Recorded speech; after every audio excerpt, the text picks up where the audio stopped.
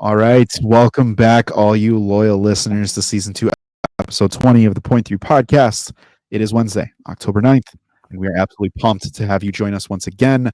I'm Lou, alongside Hero Scroll, and of course, Spider Brando.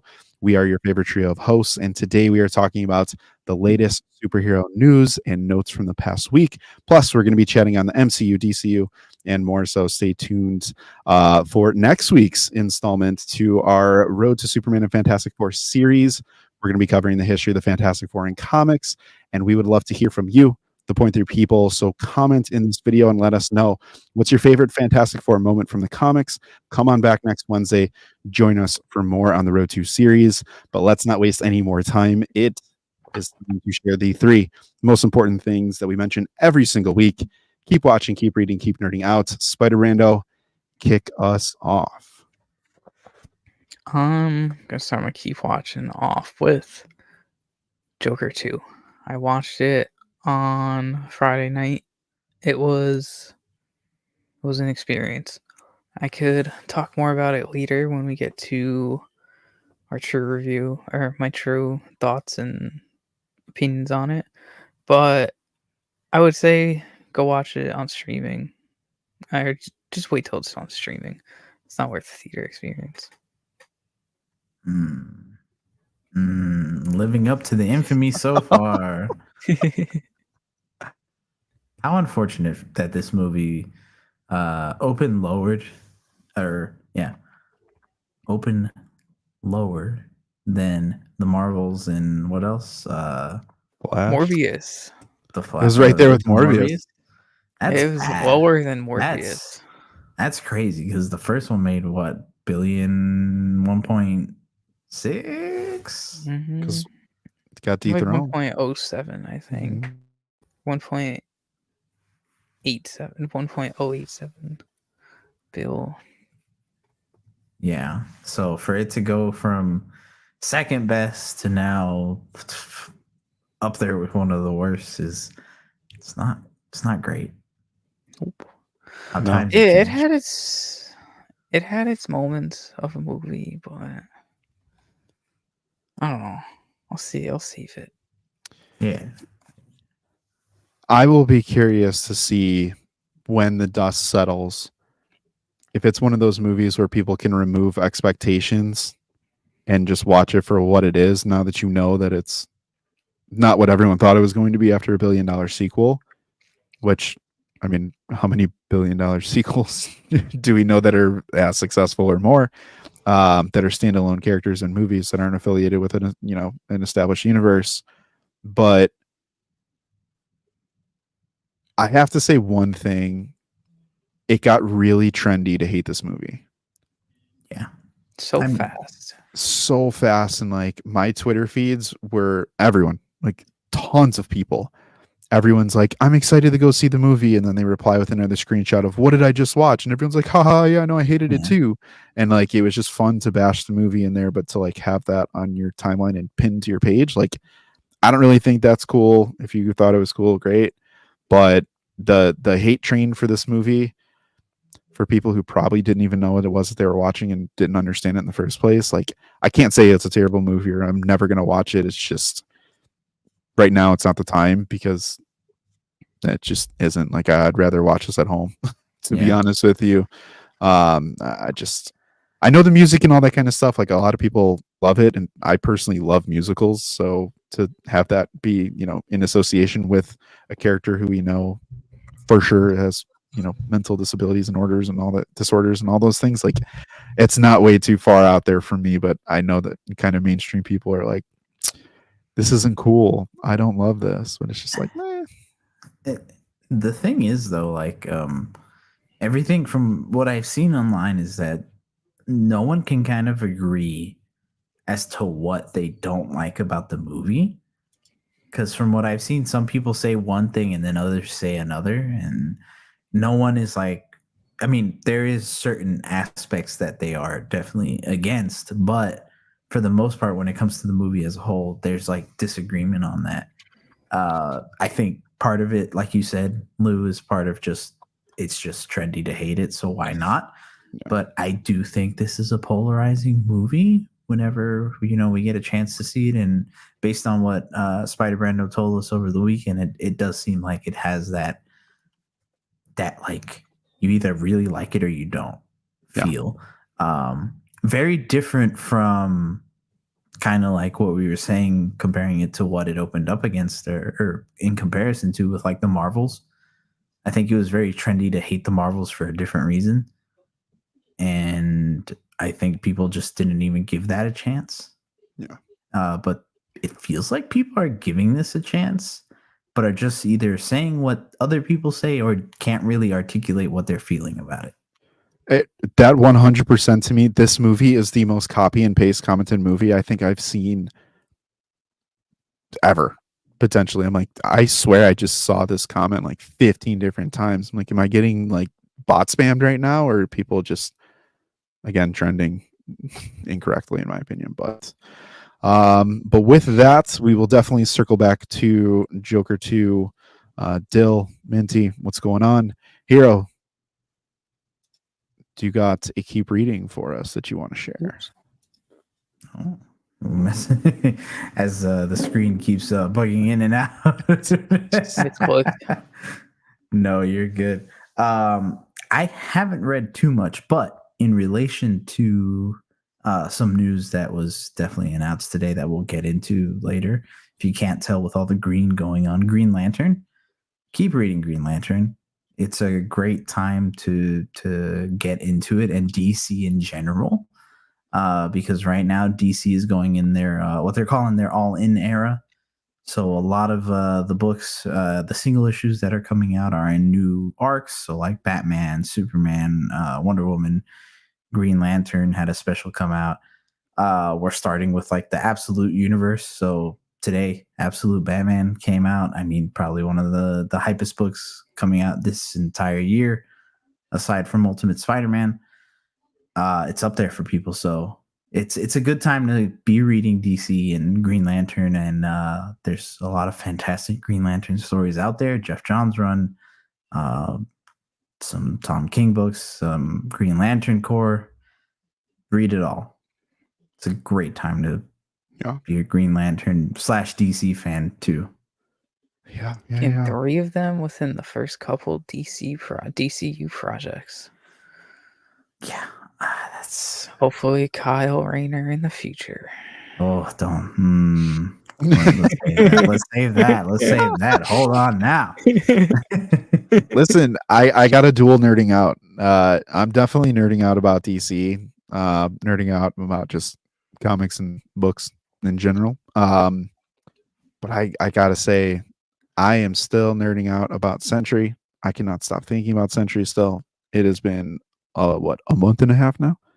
And I am nerding out about Fantastic Four Life Story. Oh my gosh. Highly recommend if you have not read it. Go read it. It is a fantastic read. The art, the colors, the penciling, like the ink, everything about it looks so good and so detailed. And it just I loved it. I'm telling everyone I can about it. Yeah. You know what's interesting though? The discourse about that story online, super interesting, because a good majority don't like it.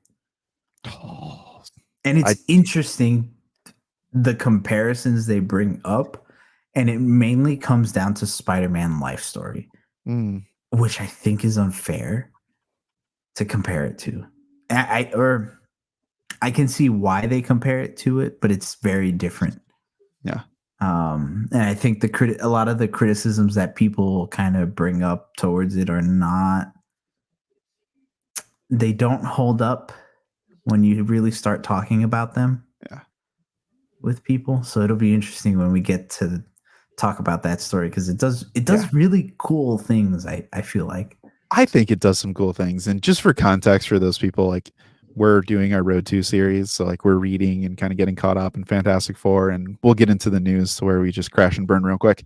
But went back through the original 60s comics of, Stan Lee and Jack Kirby and just how that was made. And then I went straight into Life Story, and I was like, holy crap. Like, I got all the substance plus the modernization plus the story and the drama and this and that. And I was like, this is just so much better than what it used to be. Well, we'll talk about it. Yeah, I can confirm that as well. I tried the 60s run, and I was like, let me just dabble a couple pages in Life Story on Marvel Unlimited. And that captivated me. I read way more in that one session than it took me like 3 sessions in the 60s one. And that's the funny thing that people bring a lot of the criticism that they have, and we'll just, as a slight preview, they bring it up. I've seen a lot of people say that it's just a condensed version of the Fantastic Four's history. And I'm like, well, duh, it's supposed to be number one. By the decade?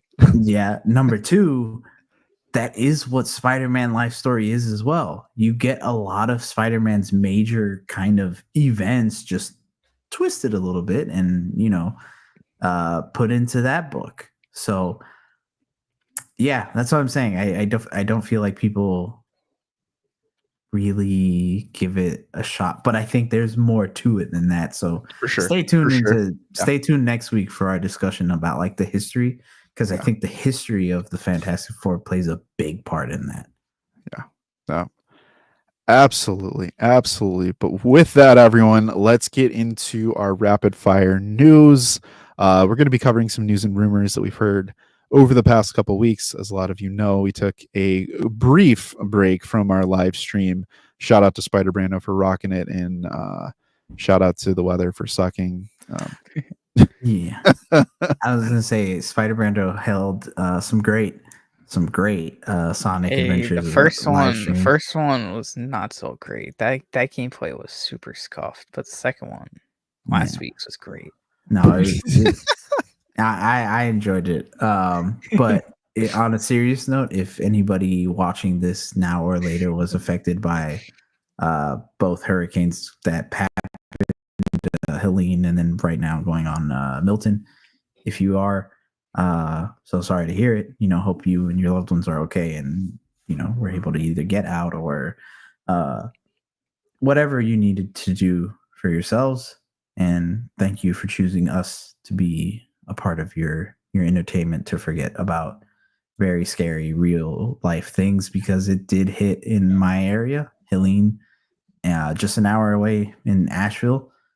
Very scary to see what happened there, thinking how easily that could have been my area, upstate South Carolina. So yeah, very, very serious stuff. So thank you. Yes, absolutely. But we're back. The crew's back together. No longer is it the Point One podcast.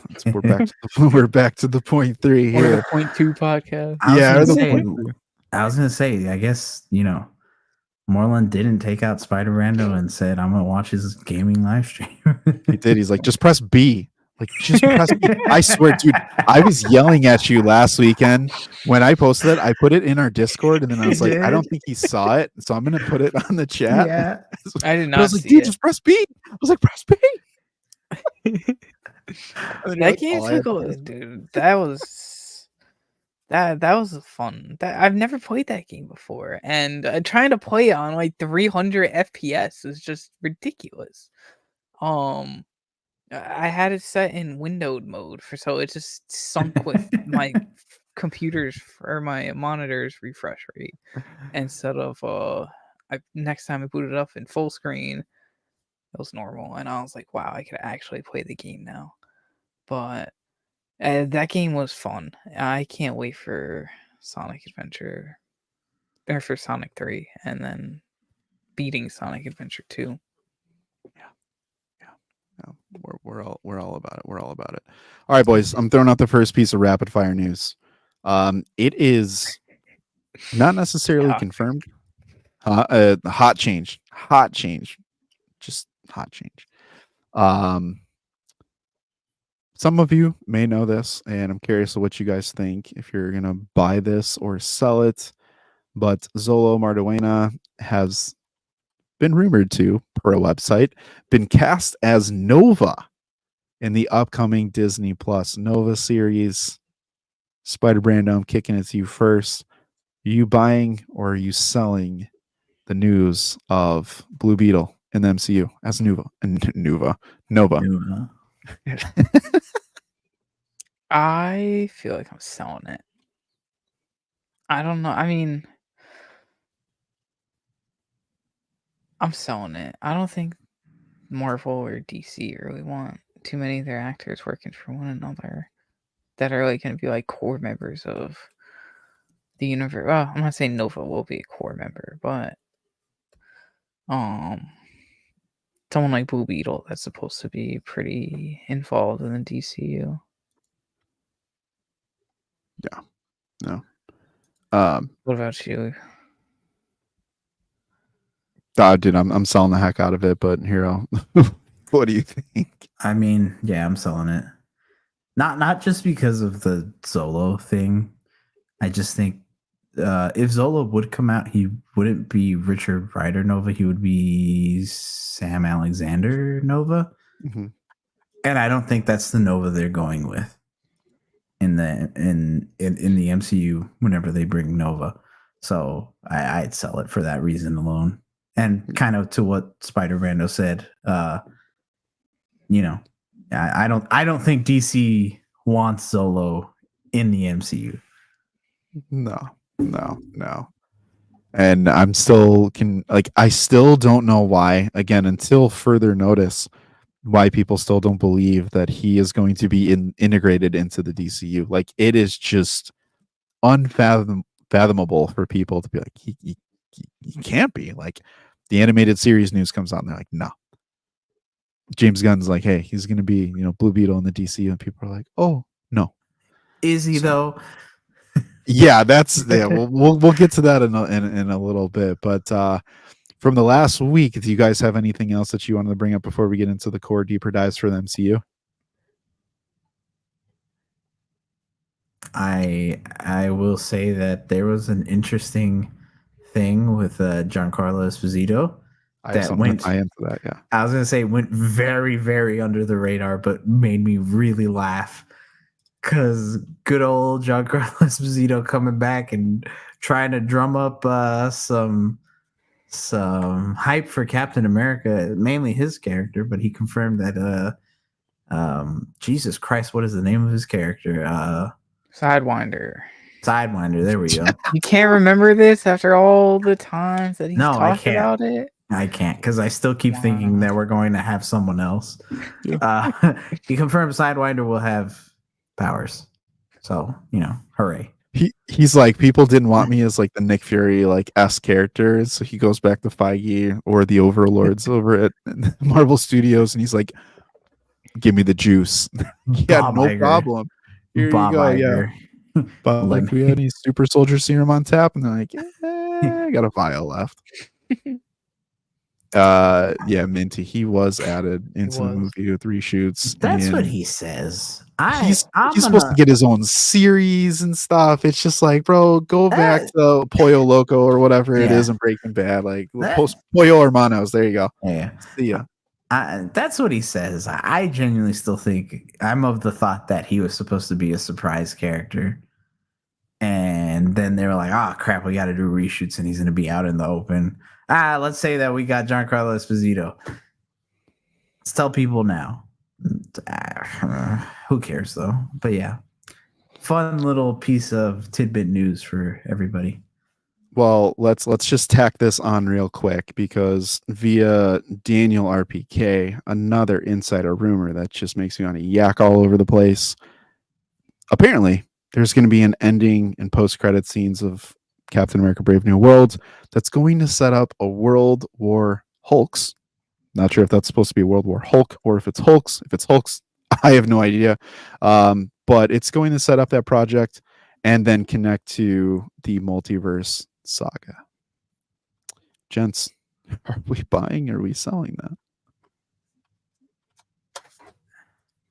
I am selling the heck out of it. But knowing that we are getting Doomsday and Secret War soon kind of makes it a little believable. So, go ahead.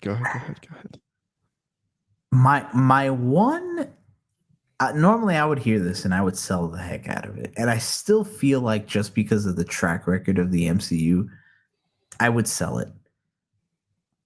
But because Captain America Brave New World feels like a Hulk light movie anyways, it's not too far to think that they wouldn't at least try.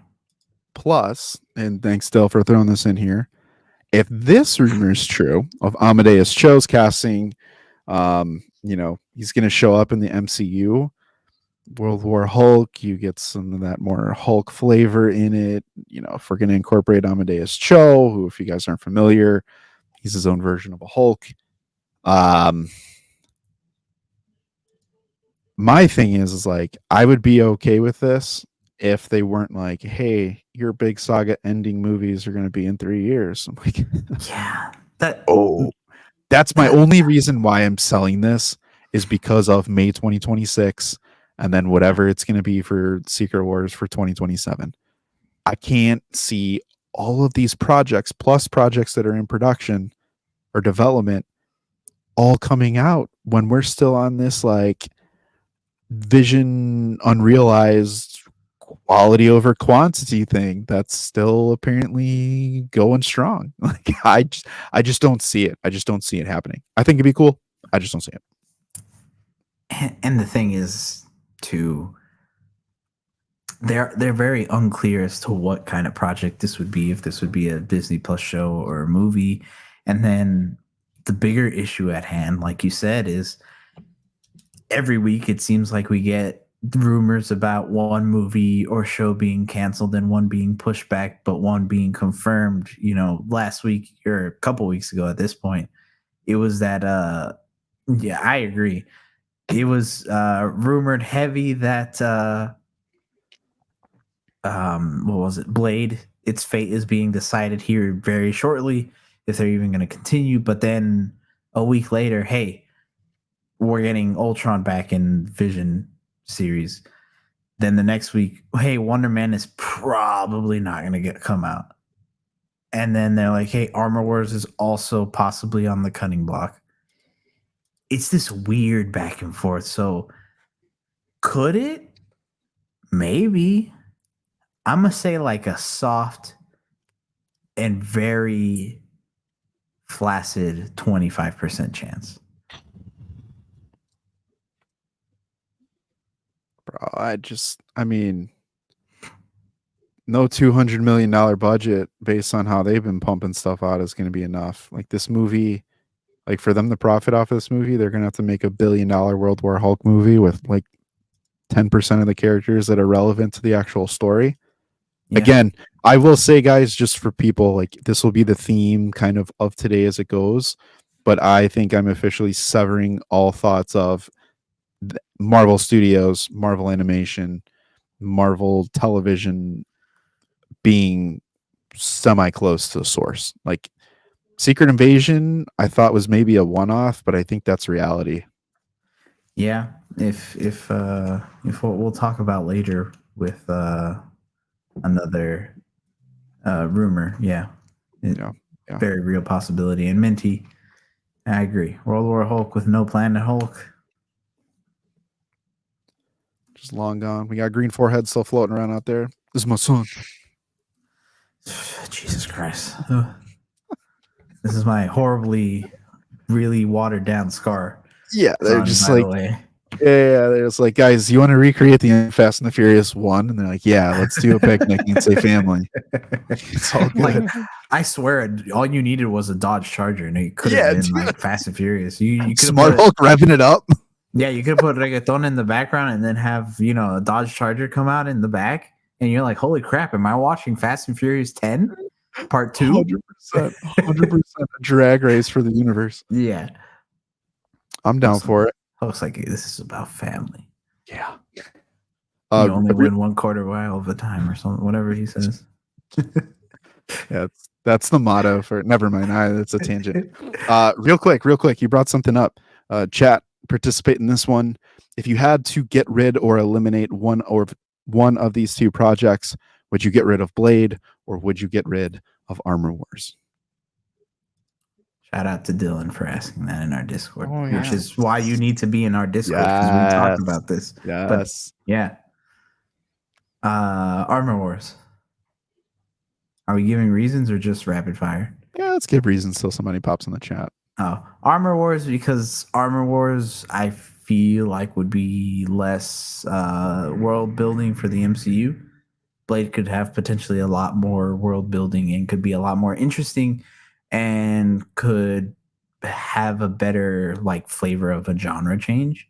Because again, where we said you could easily just make Blade John Wick with vampires and then boom, the MCU feels cool. I second that. Especially on the heels of Ironheart. And I think Brad Winderbaum came out and gave some information on the Ironheart series, which at this point is just long overdue. Like the chicken's burnt at this point, and they're gonna put it in front of us and like, you want some barbecue sauce on this? I'm like, no, I don't. I really don't. It's my favorite condiment. Shout out Discord. That was a fun one on Question of the Day. That was a good one. Dude, the Question of the Days are awesome. So good. It's my favorite thing that I added to it. It is. I see it come by. I was in the middle of a meeting. Sorry. I was in the middle of a meeting and I saw it pop up and I was like, damn, I really want to answer this question. I need to answer your question. Fun. Good times. SB, are you picking Armor Wars? I am also picking Armor Wars. I don't know. I don't really care for it. Unless that rumor of Mephisto being in it is true. But stop, bro. Stop. No. I feel like this is even more of a reason why we need to get rid of it. Bro, Mephisto's running Marvel Studios. Come on, that's why he doesn't want to put himself in the whole thing. He's like, how would it ruin it for him? Mephisto's gonna be in She-Hulk season 2. He's gonna rip off his hat and he's gonna be revealed that he was the little Kevin bot. Oh shoot! That's breaking the 5th wall. Yeah, damn. He's breaking the 7th wall. Or like 300 IQ. Yeah. Someone argue against Blade as Devil's Advocate. Okay. Armor Wars could potentially close out James Rhodey's story better than any other Marvel project and could really set up a new Iron Man better than Ironheart or any other project. I feel like that's like Minty, if you have some ideas on this one, I mean, I just, that's got to be the best reason. But remember, there was a time when special presentations were all the rage. Disney Plus was actually really, really good consistently, and expectation was still there. Shout out Agatha. But we were like, they're going to bring Iron Man back, and Robert Downey Jr. is going to show up in Armor Wars, and that's why it's not a Disney Plus show. It's going to be a movie because they pivoted, so it should be bigger, so he will come back. And then they're like, great. Oh, by the way, Rhodey is he's a Skrull. And then they're like, oh, by the way, Ironheart is probably not going to be in it. And they're like, oh, by the way, we're not going to bring Justin Hammer back. And oh, by the way, Ultron's not going to show up again. And it's just like, what are we doing? All the cool stuff that could potentially happen is not going to happen. It turned into a movie. Yeah. Right? I don't know. I zoned out if you mentioned that. I completely apologize. And you know, Minty, that is true. If it was kind of more spy action thriller type, but it seems like Winter Soldier, or not Winter Soldier, Brave New World is kind of going down that line ish. So I don't think they would do that for Armor Wars.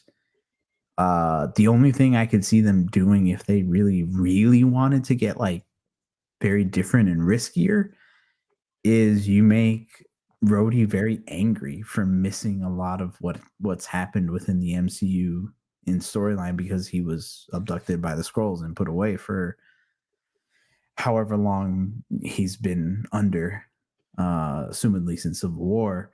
And you make him very angry and you make him an actual war machine that's very angry, very hateful.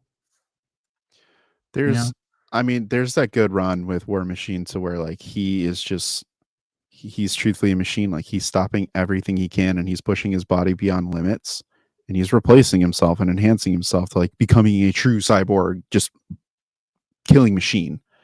And I don't think they would ever go that route. I think we're thinking like, for me, I'm thinking more of like it's Terminator level stuff. Yeah. Like Terminator Zero is what I hope an Armor Wars would be, type of thing. Probably multiversal. I would be cool if they did like a superior Iron Man. If you want to put Doom or anybody else who's supposed to be like in this technology realm into a movie, you put them into this movie. Throw all your guys, Vision, Ultron, Doom, Tom Cruise, Iron Man, I don't care. Like, open the multiverse and have it be a multiversal technology based movie. Bring in Reed Richards, fantastic. Like, make it super like crazy from that perspective. That would never happen. This movie, I do believe, will be scrapped. And I mean, yeah, I agree. I was gonna say, just throwing ideas out there for like a potential multiversal Armor Wars, you just make it superior Iron Man in a way. yeah, And it would be really cool if you have Don Cheadle kind of be the stand-in for Daredevil that Daredevil was in that story, where he's trying to be the voice of reason, has a handicap that Tony can take away, and shows him what it would be like without it. I mean, think about the emotional beat that movie would have, where Tony's like, hey, if you accept me, you can walk again. And then he just takes it away from him. You instantly make Tony super hateable. You make, War Machine, Rhodey, one of your biggest, cheerable heroes. And then let's be honest, a superior Iron Man versus like a fully equipped War Machine fight, it'd be pretty sick. yeah. I struggle, Minty. This is a really good question to add on this, because the MCU has never really explored Iron Man villains to their fullest extent. And I think this is where you could get like a Whiplash come back. You could get whatever the hell, what's his face? 10 Rings. Oh my gosh. Mandarin. Mandarin. You go through like a Crimson Dynamo type of thing, like a Titanium Man, like any of those. But I think that would be more, even Justin Hammer. It's like Stark Tech falls into the wrong hands, but they've kind of played that up. And that's where my sticking point with this is like, what's the motivation for this movie in general? Because Star Trek really isn't the pinnacle in 616. It could be if you go superior and kind of use an 838 or whatever other numbers you want to put together and just have that. But it's just, I don't know. I don't know. Yeah. Iron Boy Jr. That's my vote. Iron Boy Jr. That's my villain. In a different world, I would have said Iron Lad. Yeah. Or Silver Centurion Kang, but that things happened. That ship has sailed. No, it got burned down. Yeah. With like gasoline and fire. Yeah. All gas, all fire. Yeah. No brakes. No. Do we want to jump into some other quick news, or we want to get to some DC? Yeah, let's hit the quick DC news and then hit our two quick deep dives. SB, you want to kick us off with DCU? Yes, I will. I feel like I have a DCU banner somewhere, but I don't know where it went. So we got DC Studios / Warner Brothers Pictures Animations has greenlit the dynamic duo animated film starring Dick Grayson and Jason Todd. It follows their orphan devious lives, going by the dynamic duo, produced by Matt Reeves and James Gunn, and is not set in their DC universes. But this is gonna be exciting. Nightwing and Red Hood fans are eating good. This is a great example of what you should use your Elseworld animation to be, kind of more fun things that you really wouldn't think of, because I don't think anybody was clamoring for, hey, let's have a Dick Grayson, Jason Todd team up movie. No one was asking for it. But here we have it, and we're like, hey, that's pretty neat. Give us more. Thank you, DC.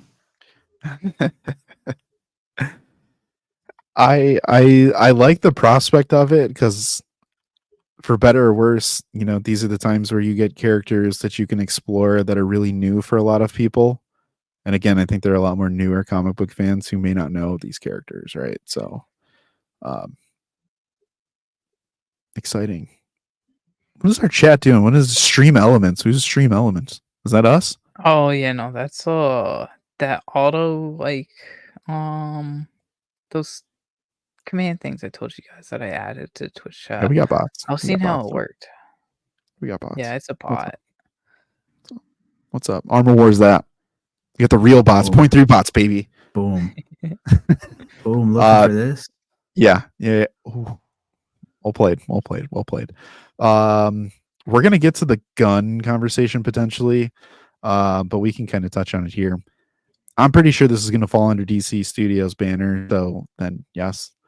I think it's funny the discourse between what is DC Studios and if he has a hand into it, and it's like, well, that means it's DCU. No, there's a difference. It can be Elseworlds, it can be other projects that fit outside of DCU, but if they're using DC Studios resources and James Gunn, Peter Safran, and those people are a part of the project, there's a really good chance you're going to see that stamp on that, like we've seen with Penguin. I know people are still on the fence, but it'll be interesting to see the feel of what it's going to be. I think as we get deeper into the DCU, the vibe and tone of these shows are going to kind of diversify and spread out, and it's not all going to feel like, Matt Reeves, Gotham. Yeah. I don't think this would. Because the fact dynamic duo is such a very out there term, or name. I don't think that goes down the edgy route. Might have some darker elements, but I don't think it's going to go full edgy.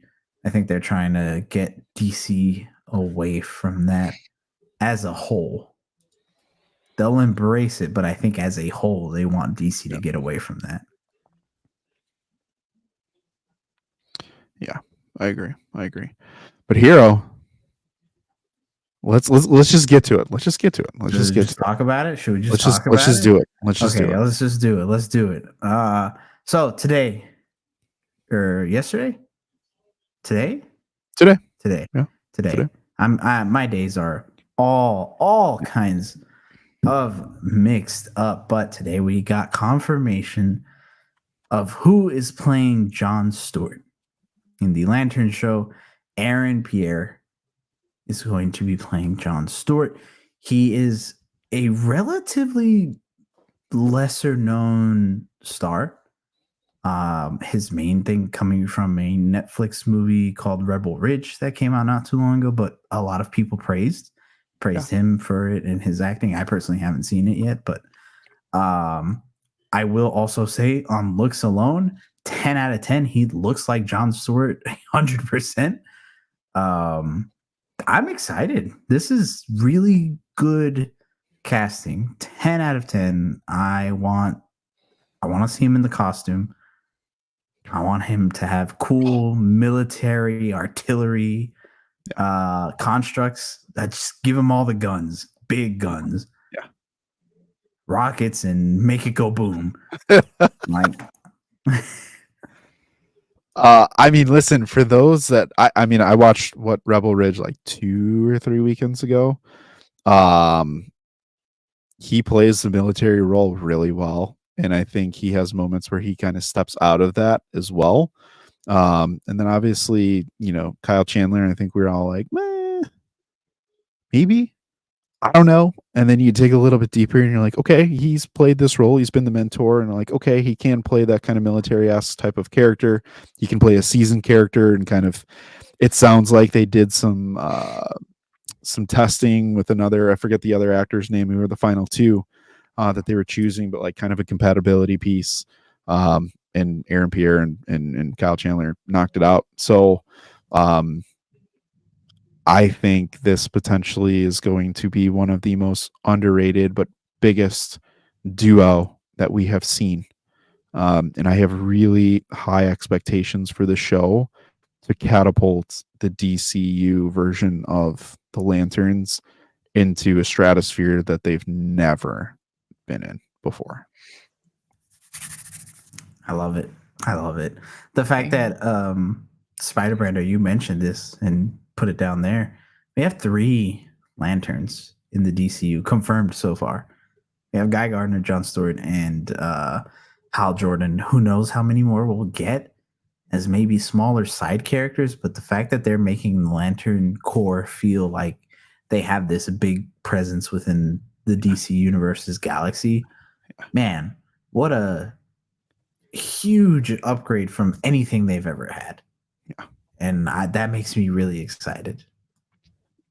I'll throw this question over to you, Spider-Man. Now, do you feel that this could be DCU's version, not in the same way, but the version of like the Guardians in terms of scale and just their reach across the specific universe? Because I think for a lot of people, they're like, I don't know too many people who know about the Guardians, but the Guardians felt like they could stand next to the Avengers as a separate team, but they're very important to the overall universe and characters.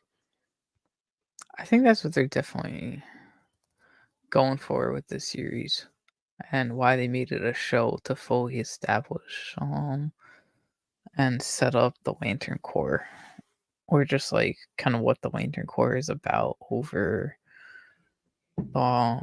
course I think 8 episodes it is. I think that's what it was. I believe Versus so. just like a 2-hour movie where they have to cram everything in. And I love it, which brings me back to your question. They do seem like they could be a nice Guardians-esque DCU, Guardians-esque team for the DC universe.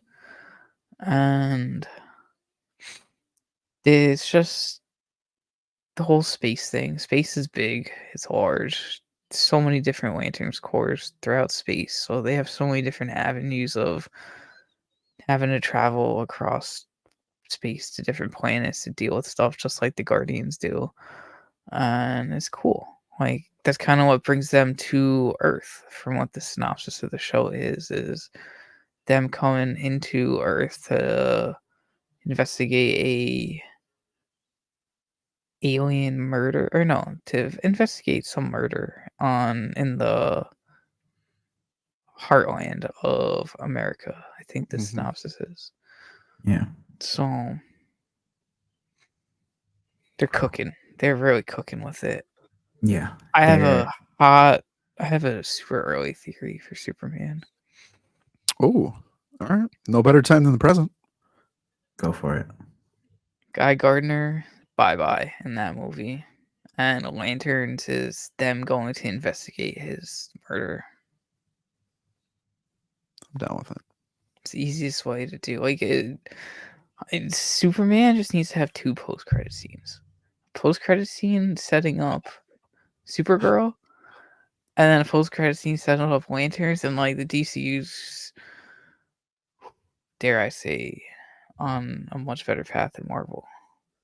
SB, can you pull up a picture of what Aaron Pierre looks like his face? I think we might have a tweet I'm on in our his Discord. IMDb. Because y'all, I don't know if you guys haven't seen this. Like, you need to get some eyes on man's eyes. Like, bro, throw some green there. Get him in, like, come on now. What are we talking about? What are we talking about? He's already almost there. Oh, he's got the looks. Yeah, he has the like that. Ready to throw hands. Like, put a ring on it, make him glow green.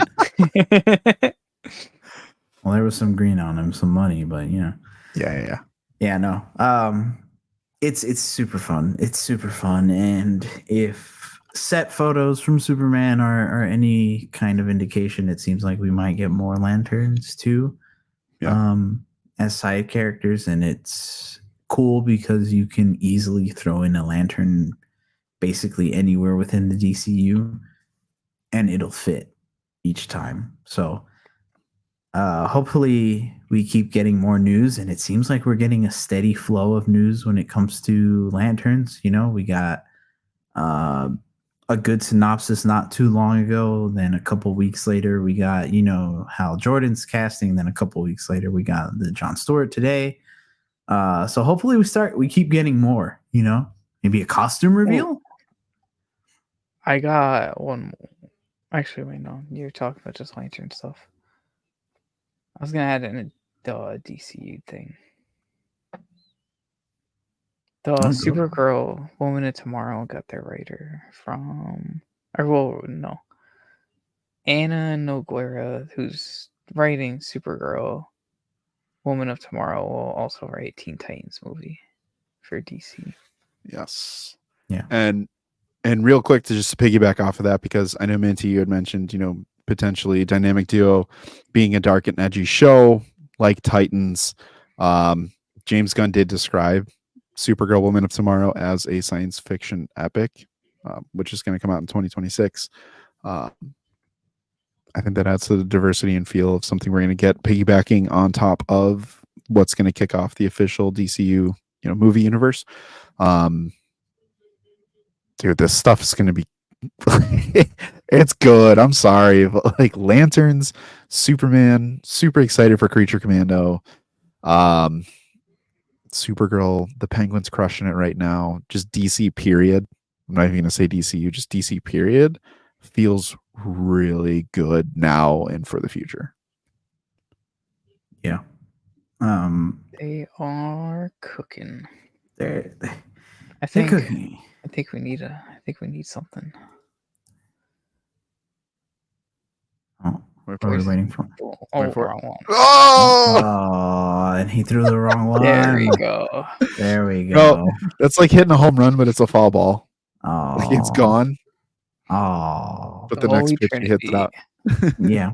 Oh, yeah. It's while we're on the DC train, I did see reports today that they're looking for a middle-aged man for their Batman, which makes sense. Makes a lot of sense. I mean, he's having Damian. Yeah. I mean, I know that there's still a lot of people on the internet right now that are like, you can't have an old Hal Jordan and a young John Stewart. And they're like, yeah, but it's an established universe.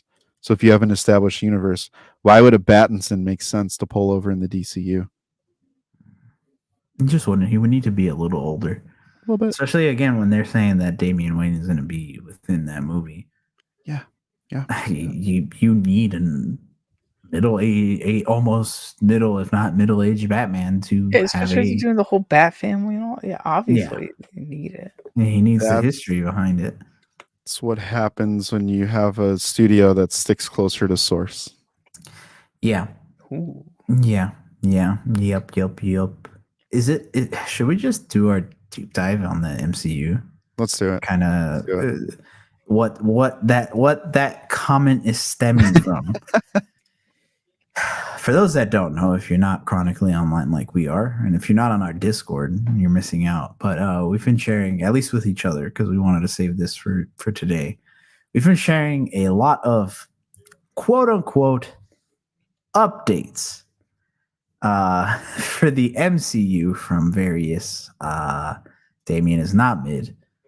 A lot of quote unquote updates, like I said, from famous leakers like Daniel RPK, My Time to Shine, and many others talking about Avengers Doomsday and the stuff going on in between. So the first big deviation that's happening from, according to My Time to Shine, is that Wanda Maximoff, the Scarlet Witch, is going to be a love interest to Doctor Doom. Ew. Ew. Also, Reed Richards and Doctor Doom, their relationship thrown out the window. They're going to focus more on Doctor Doom and Spider-Man. Also, Doctor Doom will show up in Fantastic Four, Spider-Man 4, and Avengers Doomsday, and potentially who knows in what else he will be coming in. According to these leakers as well, Noel will also be in Spider-Man 4 alongside Doctor Doom. So,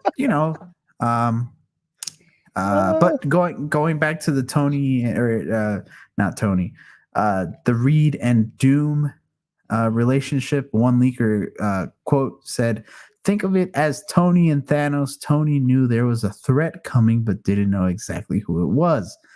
Basically, Thanos is Doom and Tony is Reed."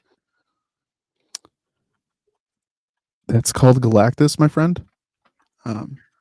Just FYI. But how are we feeling about this, gents? Oh, it is. It's words I can't use. I have been trying to regulate my emotions lately in seeing the spamming of leaks in Spider-Man 4 news, where then we get he's going to wear a symbiote and there's going to be a suit, and then Andrew's going to come in and he's like, "Yo, give me one of those," and he's like, "Yo, grab my arm, I'll give you a piece," and then Andrew's like, "Crack my back." He's like, "I don't have to. Symbiote can do it for you. You get a symbiote." And then we're all like, dang, Tom Hardy's Venom definitely has to be in this. And like, no, this is his last movie. He doesn't want to do anything else. And Noel probably isn't going to interact with him. He's just going to be sitting in some world like somewhere else. Like, I forgot about that rumor too. Oh, dude, Lord. It's just like, and then Noel's like, "Yo, I want that piece of symbiote that's under the cup. Let me travel the multiverse to go get that piece of symbiote that's under the cup. So I'm going to ruin everyone's universe to get that piece of cup." Who's that? Is that RDJ playing Doctor Doom? Yeah. I really mean this sincerely. I've never disliked leaks and rumors on a consistent basis from 5 specific people who gave us some great things in the golden years that was, not this. And Doom, if Doom wasn't RDJ, would I be kind of okay and I could stomach this a little bit more? Maybe. But the fact that it's Robert Downey Jr. and they're like, "No, he's Victor. He's not a variant of Tony." And they're like, "Okay, let's put Spider-Man's mentor's face on Doom and have them interact across multiple movies." So then he's like, "Do I know you?" And he's like, "No, I'm from a different multiverse. You don't know me at all." He's going to hit him with that Winter Soldier line. He's going to be like, "Tony?" And he's going to be like, "Who the hell is Tony?" While Scarlet Witch is hanging off his shoulder. She's just right beside him. Like, "Oh, yeah, bro. Just like 5 feet taller than Robert Downey Jr. as well." The funny thing is that, at least with like some leakers, and this isn't any attack towards the leakers, but with someone like Daniel RPK, someone who's kind of more, when it comes down to it, it seems to be more objective with what he leaks. Like, it isn't a personal thing, and it isn't like, "I am leaking this." It's more, "Hey, this is kind of what Marvel's doing," or what I've heard. But then you get others, and very much so like My Time to Shine, where it's, "Hey, guess what I heard? I'm telling you this. Tony," or sorry, I can't help but call him Tony. "Doom is going to be Spider-Man's villain." And it's like, "What?" He said, "Yeah. How cool is that?" Everybody collectively just went, "Oh, ew. That's not what we want." And man, you just, comparing it to the DCU thing of like, you don't have to be comic accurate 100% of the time. You really don't. You can deviate from your source material. But you should at least still keep to the core elements, because that's what you need to do. Because if not, then you get situations like Man of Steel, Batman versus Superman, Joker, kind of Joker 2 with what, is going on there. When you deviate too much, people don't like it. And when you take away what is supposed to be the core relationship for 2 characters, I mean, what's wrong? You know what I mean? Like, Spider-Man doesn't need that. Spider-Man is going to be popular no matter what he does. Tom Holland can be in this movie for all of 15 to 20 minutes. People are still going to be like, wow, Spider-Man was the best part of that film. For sure. When Spider-Man showed up for 20 minutes and he did not that much, still fantastic. Loved him. It's like an end game. It's like an Endgame. But Reed needs that. You need to establish that for Reed. And they look at that relationship and they're like, nope, throwing it in the trash. No. And I mean, listen, this isn't wholly confirmed, right? But then again, we know from Deadpool and Wolverine, and this is where I'm kind of stuck at, is like, it came out that Marvel had some leaks. It came out Marvel's feeding information. A lot of things that these leakers were saying actually did come to fruition, whether you liked it or not. And you get to the point now where it's like, I know that people, especially online, who make their living doing this kind of stuff, like join my Patreon and pay me for information that I made up, but they're thirsty for news. And I'll be honest with you, I think Marvel Studios and Disney specifically are really thirsty because Agatha technically is getting, from a perspection standpoint, smoked by Penguin. I think most people, at least from my perspective, have Penguin being the better show. Views, all that other stuff may say otherwise. You who are watching this might think, I think Agatha's better, or you just haven't watched the Penguin, or you haven't watched Agatha. It depends. My point is right now is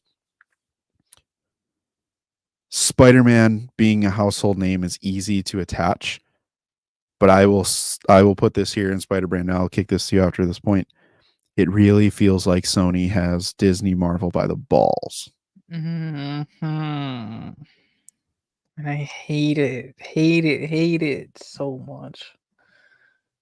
Everything, every news report and leak and everything with Spider-Man 4 and even Doomsday at this point just screams that Sony won that freaking stupid multiverse battle. And it's just, none of this makes any sense as to what all the reports were going for and how Daredevil season 2 was going. And they're like, oh yeah, like New York, Spider-Man's in New York, it could happen.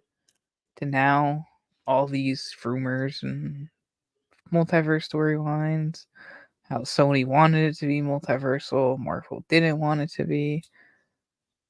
Pisses me off. And they won. Sony won just so they can not cook and do some stupid ass null crap that is just gonna waste them. And Marvel's just gonna, they're both gonna eat because it's giant cash grabs. Yeah. But with all this badness, it does make you think that, like, there is a chance that this could be their last dance. This truly could. They are truly on their last dance. And Venom 3 could just be the movie that awakens it. We could have a street level Spider-Man 4 with multiversal elements towards the end of it. But knowing that it's between Doomsday and Secret Wars, so it'll probably be on Battle World, that'll be interesting. Unless it's a prequel, that throws everything off for what we could predict about the movie. But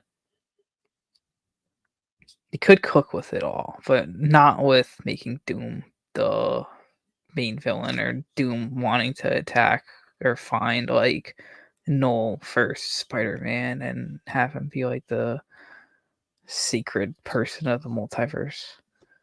Okay, let me ask a question for you guys real quick, and those of you that are still in the chat. For it to cook, because for me, and you guys have known lately, I am very much, give me a cohesive MCU story. I'm done with the separate one-off movies. Like, that's great. I'm sure that they'll be fine. I've enjoyed most of them. I want an overarching story that gives me something even 50% of what we got for the Infinity Saga, right? I don't understand how Spider-Man dipping his toes into everything makes that any better. But my question for you guys is, what would get Spider-Man to feel really, really good for you guys if he's going to show up in 4 to 5 projects across the next 3 years?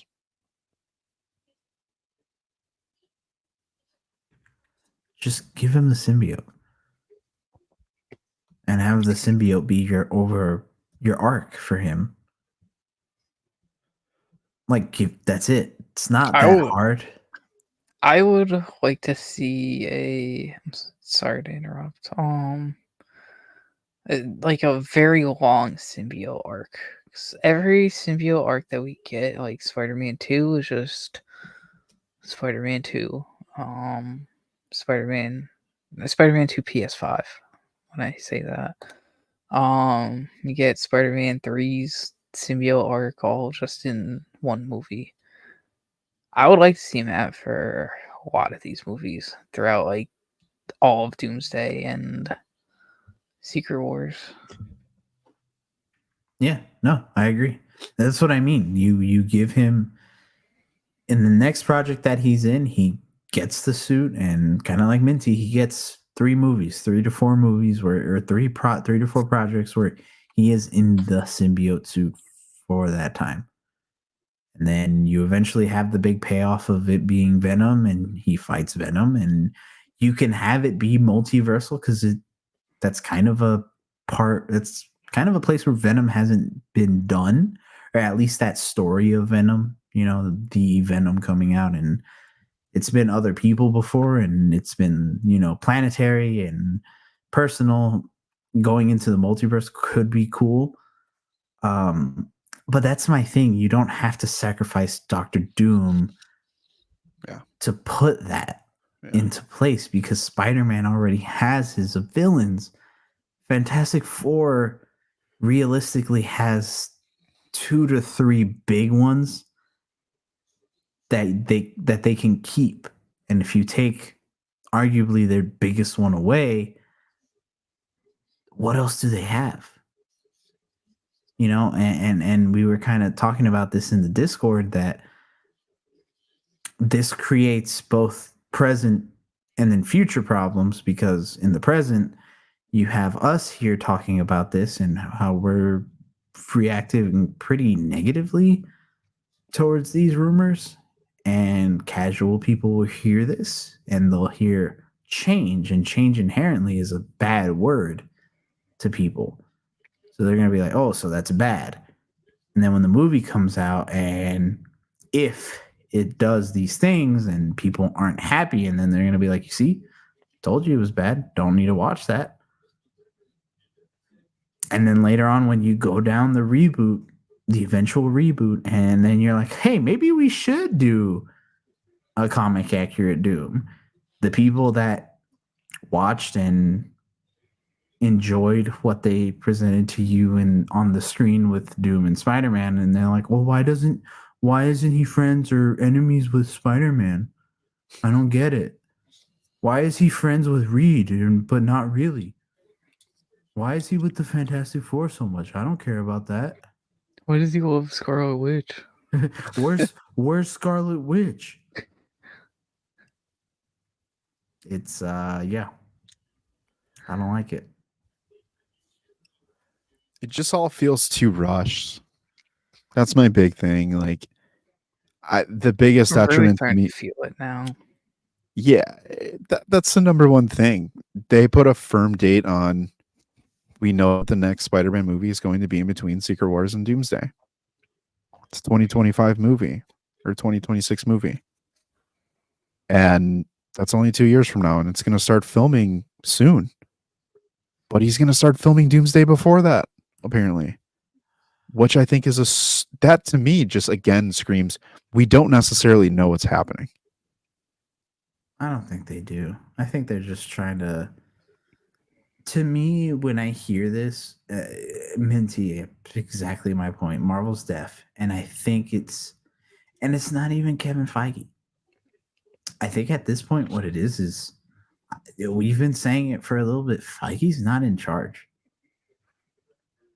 this, because realistically, when you hear all the interviews that Feige's ever done, and you hear the ideas coming from these leakers when they're like, "Hey, Kevin Feige wanted this," and we're like, "Oh, that would have been cool to see." So why didn't it happen? Mhm. I don't think he's in control as he was 10 years ago. No, It's and even very different. And even 10 years ago, we talked about this over the summer, the whole MCU roundtable and the things that people wanted greenlit. And those people had trouble getting things that we saw in the Infinity Saga. They had difficulties getting that over the hump. Black Panther, Captain Marvel, a lot of phase 3 things that we loved. It is documented and it's out there for all of you to read and see. Yep. That was a struggle at the time. And now we know that there's a lot more executive oversight from Disney over Marvel. They've done restructuring. They're moving pieces around. Kevin Feige has been a ghost. We're still waiting to know what asterisk means. Like, there are just certain things where it's just like it doesn't feel MCU. And I really do feel, I'm not saying it's like MCU's dead, MCU's back, because the movie's good and the movie's bad. Yeah. I think the core of that feel of the MCU is gone. And it feels very corporate and business like, and cash grab, as we kind of go back to, and people are going to show up. The saving grace in this is, I think, people only go so far, and these aren't going to be, I mean, everyone's saying, I think I saw something today of like, oh, if No Way Home was in the Chinese market, then imagine how much money that would have done. Like, great, it didn't.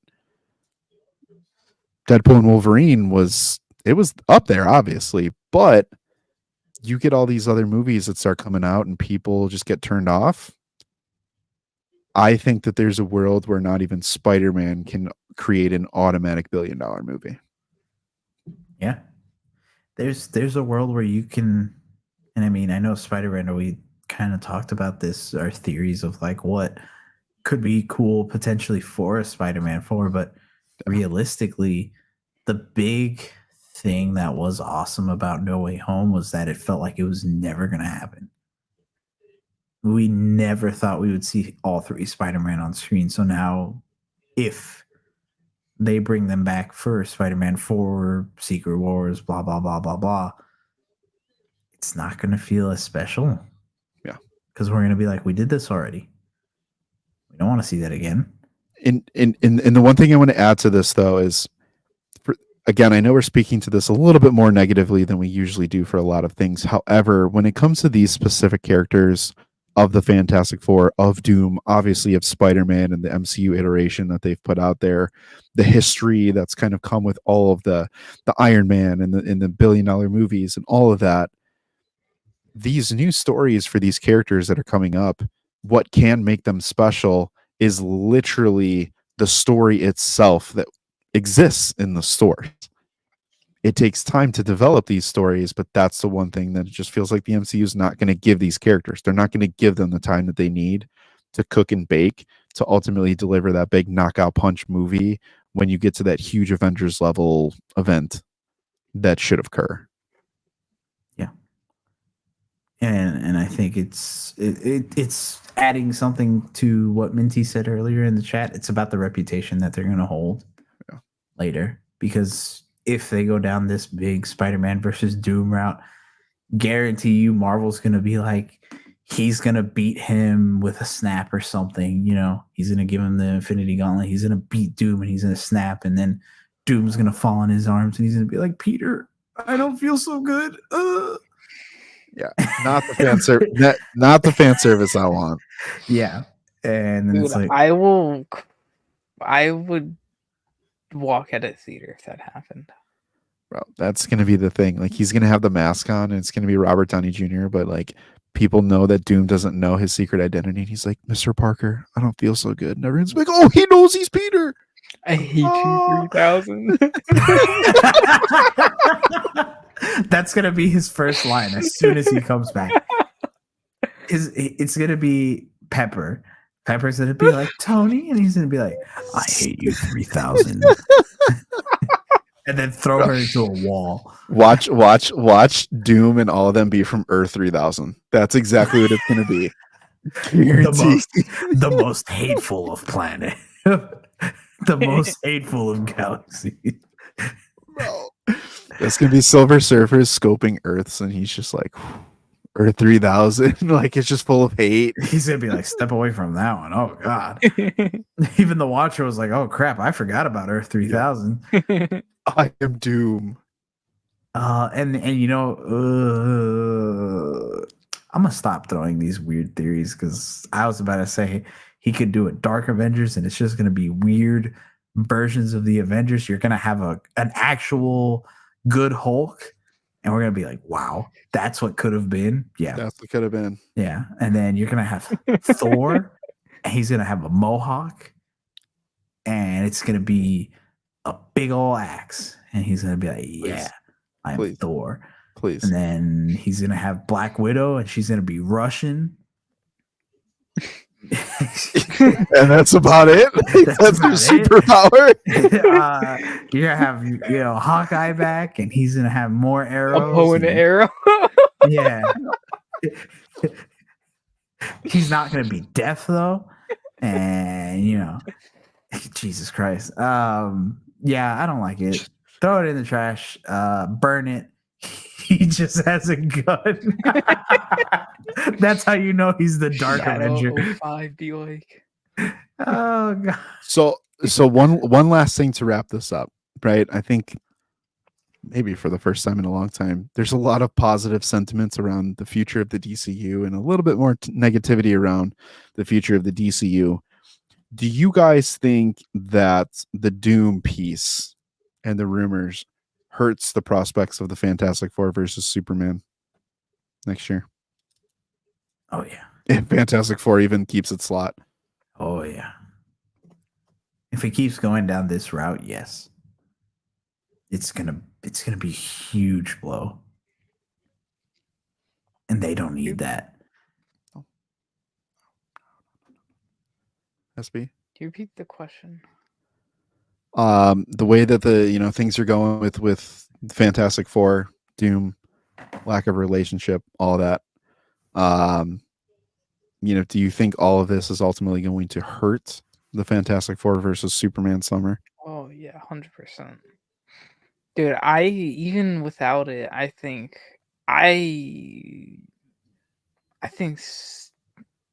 even without these rumors of Doom and Reed, I think Superman was going to give F4 a run for its money no matter what. Yeah. A lot of people just don't really care for Fantastic Four or Pedro. Surprisingly, Pedro and like a lot of actors. So it's not like Joker made $1 billion. Joker 1 made $1 billion. Joker 2 had Morbius money. Just because it's a Marvel movie and has all these high-paying actors doesn't mean it won't compete. Whereas from what I'm hearing about the marketing for Superman, they're going to market the heck out of this movie. Yes, they are. They're doing exactly what Sega is doing right now with Sonic and make their Year of the Shadow and making everything coordinated with one another. There's been a lot of reports with a lot of toy companies, apparel, and just so much Superman merch all around has been in production for a while and ready for 2025. There's no better way to kick off 2025 and the year of Superman than right in 2025. Yeah. So yeah. I think F4 is the underdog, just like Minty said. Yeah. Yeah. One last thing here. Can you talk about Pedro real quick? I think you had something really good in our Discord around that. Oh yeah. I think he needs this more as Reed to elevate his character. Is that what you were talking about? Yeah. Kind of what we were mentioning before, that Spider-Man doesn't need this because his character is already elevated enough. And you need to elevate Reed to a point where he feels like a big deal, because you need someone to step into the new face of the MCU. And Pedro could be that very well. Reed Richards could be that, especially with the absence, the very real life, unfortunate absence of a Black Panther who can't be it. Doctor Strange not really being that either. So your next big option is Reed. But if you don't give him the Doom relationship, then you lose that right away. You lose a big aspect of his character. So you're just going to have this weird husband who gets hyper fixated on things, and it's going to be harder. I think it will be harder for people to attach to Reed 100%. if he doesn't have Doom, because with Doom, they can at least attach to him in that way. A rival that maybe in certain ways he can't understand fully. But if he doesn't have that, then where do you go? Right. And maybe that's a question that Fantastic Four is going to answer for us when it comes out. But either way, I think having him be the one that's able to eventually take down and beat RDJ's Doom, that's a big credibility boost for the character. And if you don't establish that relationship, it kind of misses. I think it hurts everyone else. I think, and we'll talk about this next week when we do kind of a dive into the comics, but if you nerf Reed, you nerf the Fantastic Four. Yeah. I really think you do. I mean, there can be some standouts, but based on what I'm feeling, if the rumors are true, not only is Fantastic Four a big underdog, but I think that they're going to underwhelm, especially with Matt Shackman at the helm and knowing kind of how people felt with WandaVision and kind of the residuals from that family dynamic. And people are like, do I want to see more of this? And it's like, what is Reed going to bring to the table if he doesn't have his rivals and Galactus is established? That's going to be hard. What's Sue going to do? She bounces off of him. Johnny, he bounces off of her and Reed. Ben bounces off of Reed specifically. And then Doom bounces off of Reed as well. I can't fathom a future where Doom and Reed are not intertwined.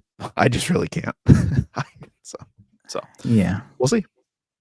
We'll see. Hopefully it's good. Hopefully we'll come back to this conversation in a couple months and we'll be a little more positive about it, and we'll have more actual information about what's going on and not coming from leakers and to where it's just speculation. So, I mean, obviously, if you're watching this, remember, this is just speculation. So take it with a grain of salt. But until we officially know, we just kind of have to take it at face value where we can.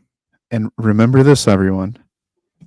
Green Lantern got announced. Variety, Hollywood Reporter, James Gunn instantly promoting his new John Stewart. Wasn't a leaker. Wasn't any of that mess that Marvel's doing. It was straight up. The head of DC Studios said, this is our guy. Here's some information on it. Legit sources are posting it. Now it circulates. That's your source. Those are your sources, not the leakers and the rumor mill.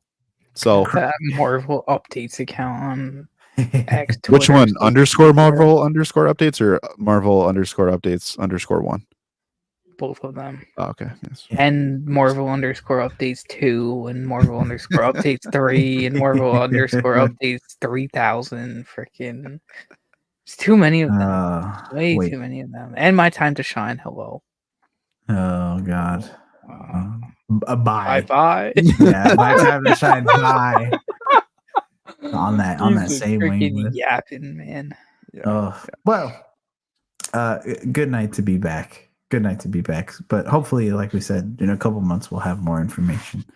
So everybody, once again, thank you for joining us on our Wednesday live stream, the return of the trio, Return of the Kings.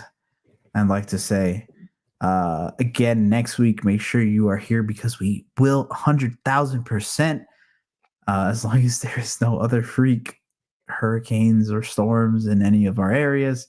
We will be talking. Moreland finally decides to go and take on Spider Brando.